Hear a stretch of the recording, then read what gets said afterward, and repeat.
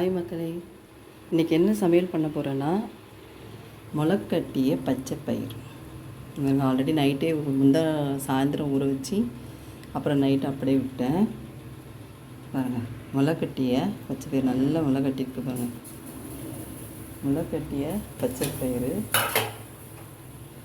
அதுக்கப்புறம் அதுக்கு தேவையான பொருட்கள்: வெங்காயம் அரைச்சி வச்சுருக்கேன், தாளிக்கிறதுக்கு சோம்பு, ஜீரகம், கடுகு, கருவேப்பிலை, பச்சை மிளகாய், அப்புறம் தக்காளியும் அரைச்சி வச்சிட்டேன். தக்காளியும் அரைச்சி வச்சிட்டேன்.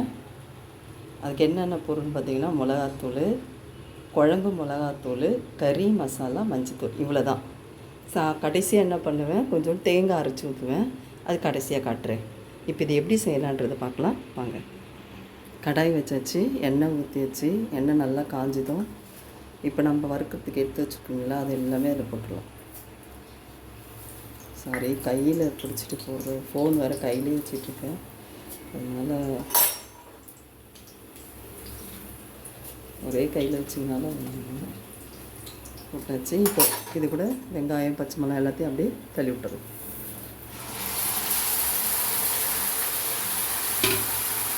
தள்ளி விட்டாச்சு, சிம்மில் வச்சு வரேங்க. ஏன்னா நம்ம வெங்காயம் அரைச்சதுனால தண்ணி மூஞ்சலெல்லாம் படும், அதனால் பார்த்து ஜாக்கிரதையாக சிம்மில் வச்சுக்கோங்க.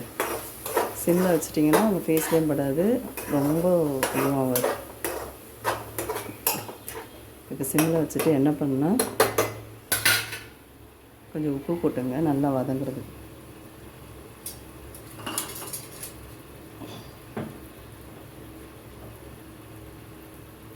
சீக்கிரமாக நல்லா பச்சை வாசனை போயிட்டு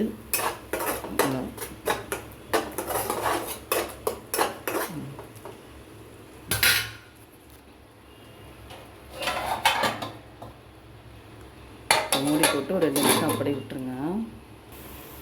பாருங்கள் மக்களே, எப்படி ஆகிடுச்சு, நல்லா இதுவாகிடுச்சு பாருங்க, நல்லா வதங்கிடுச்சு. இப்போ என்ன பண்ணுன்னா, நான் மசாலா ஐட்டம்லாம் ஃபஸ்ட்டு இது வெங்காயத்துலேயே போட்டுருவேன். இப்போ பாருங்கள், மஞ்சத்தூள், குழம்பு மிளகாத்தூள் 1.5 ஸ்பூனு, கறி மசாலா, நான் வேறு எதுவும் யூஸ் பண்ண மாட்டேன். குழம்பு மிளகாத்தூள், மஞ்சத்தூள், கறி மசாலா, அவ்வளோதான். அப்படியே போட்டு கறி மசாலான்னு கேட்டால் தருவாங்க. ஏன்னா நிறைய பேர் சிக்கன் மசாலா அப்படி இப்படின்னு சொல்லுவாங்க. வெறும் கறி மசாலா அப்படின்னு கேட்டு போட்டிங்கன்னா டேஸ்ட்டாக இருக்கும். நல்லா இப்படி வதக்கி விட்ருங்க, 2 நிமிஷம் அப்படியே வதக்கட்டும். வதக்கிட்டு அப்படியே ஒரு 2 நிமிஷம் அனல்லே விட்டுருங்க. இது பாருங்கள், இது கொஞ்சம் நல்லா வதங்கிடுச்சா, ஒரு 2 நிமிஷம் அப்படியே அடுப்பில் வந்து வதங்கிடுச்சு. இப்போ என்ன பண்ணணுன்னா, நம்ம இந்த பச்சை பயிர் இருக்குங்க, இது அப்படியே எடுத்து கொட்டிடலாம்.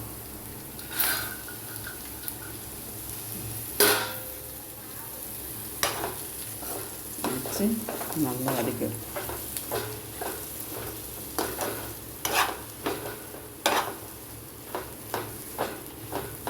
சிம்மிலே வச்சு வதக்குங்க ஒரு 2 நிமிஷம்.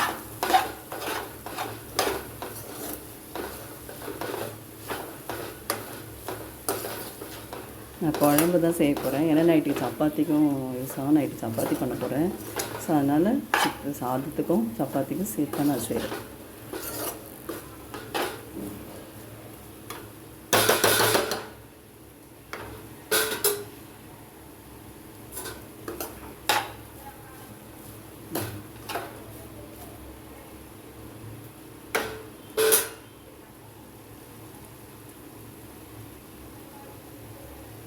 வதக்கி ஒரு 2 நிமிஷம் அப்படியே விட்டுருங்க.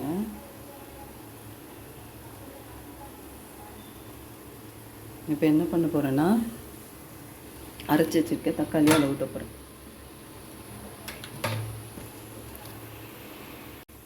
இப்போது அரைச்சி வச்ச தக்காளியை அப்படியே போடும்.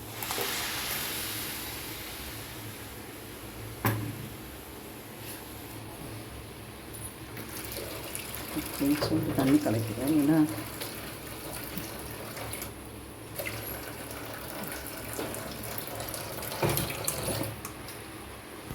அரைச்சி வச்சு தக்காளி அதில் ஊற்றியாச்சு.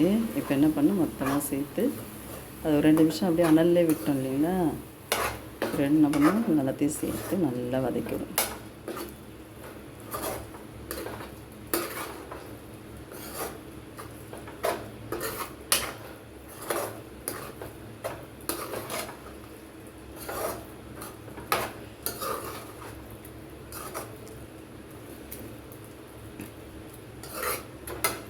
இப்போ என்ன பண்ணால் கொஞ்சோண்டு உப்பு போட்டுக்கலாம்.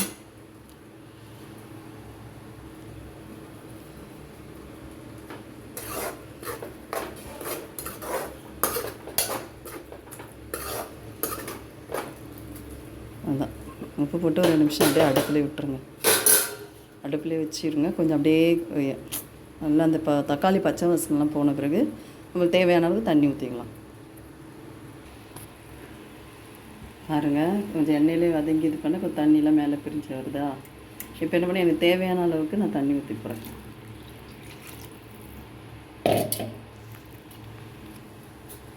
தண்ணி ஊற்றி நல்லா கலக்கி நல்லா இது கொதித்து இது பண்ணும்போது தேங்காய் அரைச்சி ஊற்றிடுவோம். இது என்னோடய ஸ்டைலில் நான் பண்ணுறேன். ஒவ்வொருத்தரும் ஒரு வித்தியாசமாக பண்ணுவாங்க. இது என்னோடய ஸ்டைலில் நான் பண்ணுறேன். கொஞ்சம் கட்டியாக இருக்குது. ஏன்னா இது ஆல்ரெடி அந்த குழம்பு வச்சாலே இந்த பருப்புக்கு சீக்கிரமே கட்டி ஆகும் குழம்பு.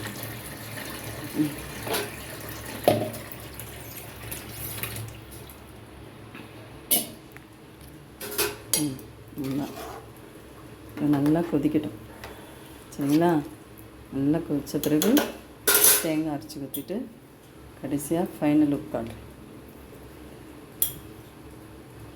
உப்பும் தேவையான அளவு போட்டாச்சு. ஆல்ரெடி நான் உப்பு போட்டுருக்கிறதுனால கொஞ்சம் பார்த்து போட்டுங்க.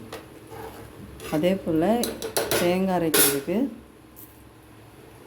தேங்காவும் ஒரு சைஸ் 2 சைஸ் தேங்காவை தேங்காய் கூட கொஞ்சோண்டு பொட்டுக்கல்ல போட்டு அரைச்சேன்னா கொஞ்சம் திக்காக இருக்கும், டேஸ்ட்டாகவும் இருக்கும்.